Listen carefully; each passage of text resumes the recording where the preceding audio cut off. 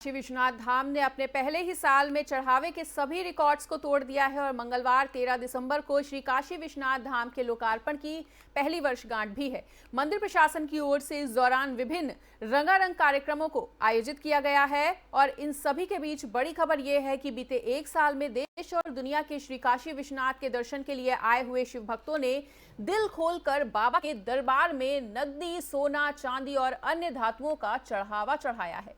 मंदिर प्रशासन के अनुसार और एक आकलन के अनुसार चढ़ावे का कुल मूल्य 100 करोड़ रुपए से भी ज्यादा का आंका जा रहा है।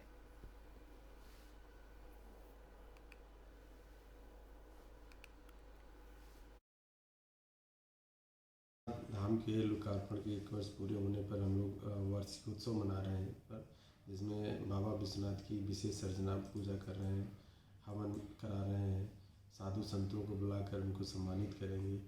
एक मंदिर के सामाजिक सरोकार पे एक हम गोष्ठी भी आयोजित कर रहे हैं कि जिसमें कि विद्वान यहाँ के रहेंगे, बनारस की परिचर्चा करेंगे, मंदिर की भूमिका और मंदिर की कैसे चीज़ें और बेहतर की जाएँ। साथ ही शाम को एक सांस्कृतिक कार्यक्रम कर रहे हैं जिसमें अनुराधा पटवाल जी के भजन रहेंगे। तो कुल मिलाकर के ये संदेश देना है कि श्रद्धालुओं को कि हम लगातार बेहतर कार्य कर रहा है, धाम में चीज़ें बदल रही हैं, व्यवस्थित हो रही हैं। श्री काशी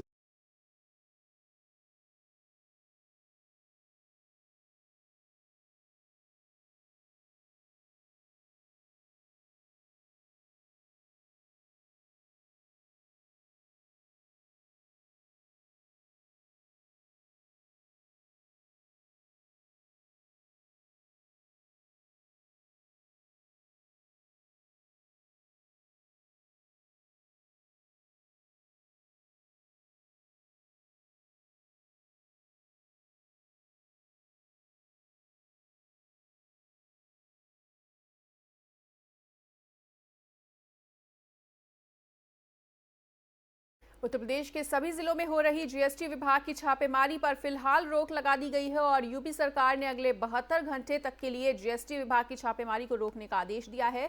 और इस छापेमारी को लेकर पूरे प्रदेश भर में आक्रोश था और हर जिले में व्यापारी सड़क पर उतरकर प्रदर्शन कर रहे थे। व्यापारियों का आरोप था कि जीएसटी विभाग के अफसर उन्हें प्रताड़ित कर रहे हैं और गौरतलब है कि पिछले एक हफ्ते से प्रदेश स्तर पर जीएसटी विभाग की छापेमारी चल रही है और इस छापेमारी से यूपी के सभी जिलों के व्यापारियों में हड़कंप मचा हुआ है। इसके चलते अधिकतर बाजार बंद हैं और जीएसटी टीम की छापेमारी से डरे व्यापारी अपनी दुकानों को बंद करने पर मजबूर हो चुके हैं। पूरे व्यापारियों में काफी ज्यादा आक्रोश की स्थिति देखने को मिल रही है। जगह जगह विरोध प्रदर्शन भी किया जा रहा है। बता दें कि राज्यकर विभाग को लगातार जीएसटी चोरी की शिकायतें मिल रही थी। वहीं मुख्यमंत्री ने भी कर चोरी के खिलाफ कड़ी कार्रवाई करने का निर्देश दिया था। इसके मद्देनजर राज्यकर आयुक्त मिनिस्ट्री एस के निर्देश पर जीएसटी चोरी के खिलाफ अभियान चलाने के लिए 264 टीमों का गठन किया गया था। इन टीमों द्वारा 5 दिसंबर से प्रदेश के 71 जिलों में एक साथ छापेमारी करते हुए चोरी पकड़ने के अभियान की शुरुआत की गई थी। लेकिन इस जीएसटी छापेमारी के बाद व्यापारियों में काफी ज्यादा आक्रोश देखने को मिला। जगह जगह प्रदर्शन होते हुए नजर आए और 5 दिसंबर से यह अभियान शुरू किया गया था। यूपी में व्यापारियों में खासा रोष देखने को मिला और जीएसटी चोरी के खिलाफ अभियान फिलहाल स्थगित कर दिया गया है और 5 दिसंबर से यह अभियान शुरू किया गया था। आपको बता दें कि यूपी के व्यापारियों ने काफी ज्यादा विरोध इसका किया है और इसी के चलते इस छापेमारी पर फिलहाल रोक लगा दी गई है और यूपी में व्यापारियों के विरोध का असर भी देखने को मिला है और कई दुकानें बंद पाई गईं।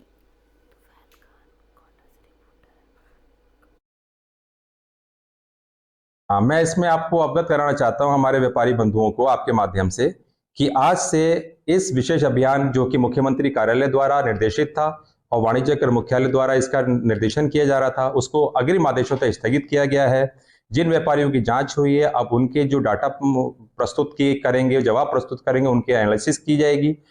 तब तक के लिए इसको स्थगित किया गया है। आने वाले दिनों में यदि कोई शिकायत प्राप्त होती है या कोई व्यापारी करामाचय लिप्त पाया जाता है तो उसके विरुद्ध कठोर से कठोर कार्रवाई की जाएगी। मैं इसमें आपको अवगत कराना चाहता हूं हमारे व्यापारी बंधुओं को आपके माध्यम से कि आज से इस विशेष अभियान जो कि मुख्यमंत्री कार्यालय द्वारा निर्देशित था और वाणिज्य कर मुख्यालय द्वारा इसका निर्देशन किया जा रहा था, उसको अग्रिम आदेशों तक स्थगित किया गया है। जिन व्यापारियों की जांच हुई है, अब उनके जो डाटा प्रस्तुत करेंगे, जवाब प्रस्तुत करेंगे, उनकी एनालिसिस की जाएगी। तब तक के लिए इसको स्थगित किया गया है। आने वाले दिनों में यदि कोई शिकायत प्राप्त होती है या कोई व्यापारी करामाई से लिप्त पाया जाता है तो उसके विरुद्ध कठोर। बता दें कि यूपी में जीएसटी रेट पर 72 घंटे की रोक लगाई गई है। शहर शहर व्यापारियों के विरोध प्रदर्शन के बाद ये फैसला लिया गया है। इसी खबर पर अधिक जानकारी के लिए हमारे साथ जुड़ने जा रहे हैं हमारे संवाददाता तुफैल खान। तो तुफैल, यूपी में जीएसटी रेट पर 72 घंटे की रोक लगा दी गई है और शहर शहर व्यापारियों में विरोध प्रदर्शन के बाद इस फैसले को लिया गया है। जी बिल्कुल, जिस तरीके से जीएसटी अधिकारियों की लगातार पिछले सप्ताह से छापेमारी चल रही थी और धड़ाधड़ एक के बाद एक कार्रवाई हो रही थी और लोग में एक बाजारों में व्यापारियों में एक दहशत का माहौल था और जैसे ही ये अधिकारी छापेमारी के लिए पहुंचते थे धड़ाधड़ दुकानें भी बंद होती थी और बंद होने के बाद में जब देखा लगातार ये क्रम चल रहा था तो मजबूर होकर व्यापारी जो नेतागण थे वो सब एकत्रित हुए और वो लोगों ने जाके विरोध प्रदर्शन किया। यहाँ तक कि जब ये बात सामने आई कि ये कार्रवाई लगातार चलनी है तो बहुत से ऐसे व्यापारी हैं जो अपनी दुकान ही नहीं खोल रहे थे कि उनको ये पता नहीं किस तरीके से कार्रवाई हो या कैसा टैक्स लगाया जाए, कैसे क्या हो, इसके बारे में भी अनजान थे। तो जिस तरीके से 72 घंटे का जो एक रिलीफ मिला है लोगों के लिए, जो छापेमारी पर रोक लगी है, वो कहीं ना कहीं जो व्यापारियों में है वो एक खुशी की जो मुस्कान है वो लौट आई है। जी बिल्कुल तुफैल, और कहीं ना कहीं व्यापारियों का ये भी आरोप था कि जीएसटी विभाग के अफसर उन्हें प्रताड़ित कर रहे हैं। निश्चित रूप से जिस तरीके से उसका कोई एक रूप स्वरूप सामने नहीं था और अधिकारी आते थे, छापेमारी करते थे, वो क्या करते थे, उनका कोई पैरामीटर इन लोगों के पास में नहीं था कि वो क्या करेंगे, कितना करेंगे, कैसे करेंगे, किन चीजों का सवाल करेंगे, किन चीजों को वो उठाएंगे, क्या बताएंगे, इन सब चीजों के बारे में व्यापारियों को कोई निर्देश नहीं थे। और यकायक पिछले कई लगभग जीएसटी कई सालों से चल रहा है, लेकिन इस बीच में इसी तरीके का कोई भी छापेमारी नहीं हुई और यकायक पिछले सप्ताह में लगातार छापेमारी कर दी गई।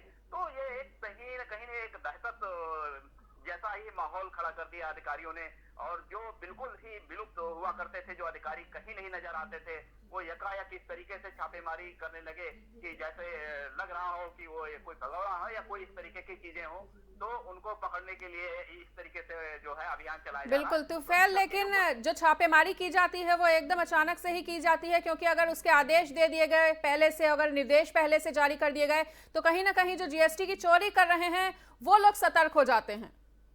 निश्चित रूप से इसमें कोई दो राय नहीं हो सकता है कि जिस तरीके से लोग दुकान बंद कर रहे थे, लोग भाग रहे थे अधिकारियों के आने पर या छापेमारी से, तो कहीं ना कहीं वो एक उनके मन में तो जरूर रहा होगा या ऐसा रहा होगा कि एक कर चोरी का जो मामला है या उनसे जुड़ा रहा होगा या उस तरीके के, तो तभी कहीं ना कहीं उनको दुकान बंद करने की जरूरत पड़ती थी या वो भाग रहे थे। अदरवाइज इसकी कोई जरूरत नहीं थी कि कोई अधिकारी आए और वो दुकान बंद करके भागने की जरूरत नहीं होनी चाहिए यदि वो कर जमा कर रहे थे। लेकिन जो इस तरीके का जो अभियान चला वो एक अपने आप में कहीं ना कहीं थोड़ा बहुत हास्यास्पद लोगों के बीच रहा कि जो अधिकारी पूरे साल या कई साल सो रहे हैं अचानक और उन्होंने ऐसा एक अभियान चलाया जो लोग मतलब समझ नहीं पाए और एक अफरा तफरी का माहौल बना। बिल्कुल तुफैल, तो क्या कहा जा सकता है कि इस अभियान को जितना सफल होना चाहिए था उस लेवल पे जाके ये सफल नहीं हो पाया है? हाँ, निश्चित रूप से क्योंकि बाजार बहुत बड़े हैं, बहुत सारे बाजार हैं और अधिकारियों की संख्या जो है वो बहुत ही सीमित है और जितने जगहों पर उनको जाना चाहिए, जितने जगहों पर उनको अपना काम करना चाहिए वो उतने कार्य तो वो नहीं कर सके। हाँ, हालांकि जरूर है कि जितने कम समय में जितना कुछ जो कंटेंट निकल कर आए, हमारी अधिकारी से बात हुई इस संबंध में तो उन्होंने कहा कि लगभग 25 करोड़ के आसपास जो है लगभग रिकवरी हुई है, जो टैक्स की चोरी है उसको हुई है और अप्रोक्सीमेटली कुछ और भी ऐसे हैं जो अभी निकलकर सामने आए। तो एक बहुत बड़ा एक जो है जो प्रकरण है कर चोरी का जो है अधिकारियों के पास इतने ही कम समय में मिल ठीक है तुफैल, निश्चित रूप से अगर उनको समय मिलता। जी बिल्कुल, इस तमाम जानकारी के लिए और हमारे साथ जुड़ने के लिए आपका बहुत बहुत शुक्रिया। तो तुफैल ने भी तमाम जानकारियों को हमारे साथ साझा किया और बताया कि जिस हद तक इस अभियान को सफल होना चाहिए था उतना ही अभियान सफल होता हुआ नजर नहीं आया है और व्यापारियों में रोष के बाद इस पर 72 घंटे की रोक भी लगा दी गई है। आपको बता दें कि सीएम योगी आदित्यनाथ ने खुद इसकी शिकायत की थी और उनकी शिकायत के बाद ही इस तरह का अभियान चलाया गया और व्यापारियों में खासा रोष देखने के बाद फिलहाल अब इस फैसले पर 72 घंटों के लिए रोक लगा दी गई है।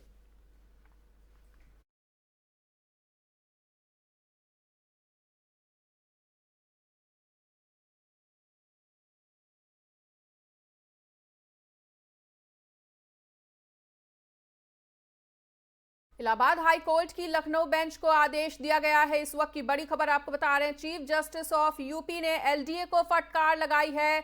सुलभ आवास में बाथरूम किचन न बनाने पर लगाई गई है फटकार। इलाहाबाद हाई कोर्ट की लखनऊ बेंच को आदेश। इस वक्त की बड़ी खबर आपको बता रहे हैं। चीफ जस्टिस ऑफ यूपी ने एलडीए को फटकार लगाई है और सुलभ आवास में बाथरूम किचन न बनाने पर यह फटकार लगाई गई है। एलडीए और सरकार को कोर्ट ने बताया है इस पूरे मामले में जिम्मेदार 16 जनवरी को पेश होने का दिया है आदेश।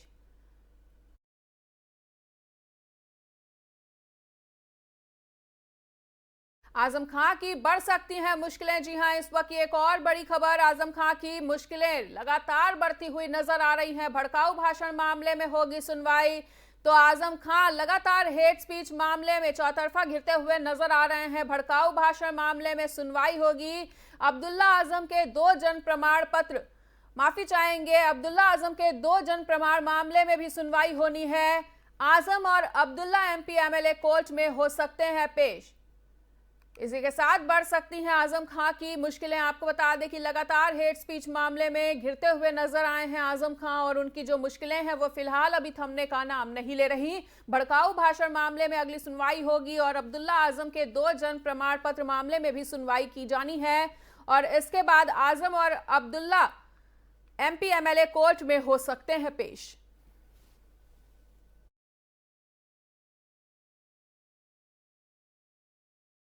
मैनपुरी लोकसभा उपचुनाव में समाजवादी पार्टी प्रत्याशी डिंपल यादव को वोट न देने पर दबंगों ने एक व्यक्ति पर गोली चला दी और बीच बचाव करने आई पीड़ित की पत्नी को गोली लगी है।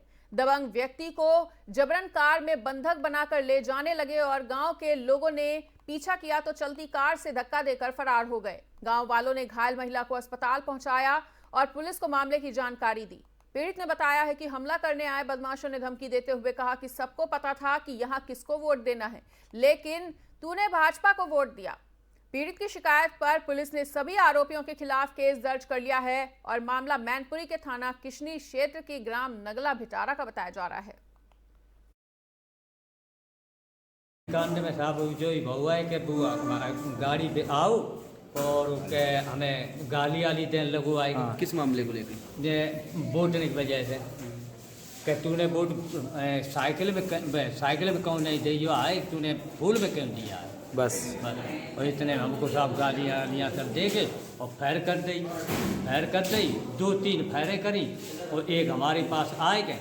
उसने हमारे गोली मारने के लिए तोले हमारी आ गई घरवाली। वो हमारी घरवाली ने हमको धक्का दिया और उसके पैर में आपके साथ ही मारपीट की क्या? मारना साहब मेरे साथ इतने ही मारपीट, हमको गाड़ी में डाल लिया। थाना कोतवाली के ग्राम उदयपुर में कल एक फायर आर्म इंजर्ड व्यक्ति आया था जिसको तुरंत इलाज के लिए हायर सेंटर भेजा गया।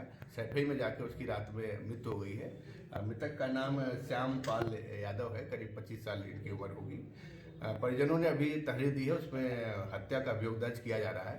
हत्या के पीछे जो वजह बताई जा रही है, कुछ दिन पहले ये मृतक द्वारा गांव की ही एक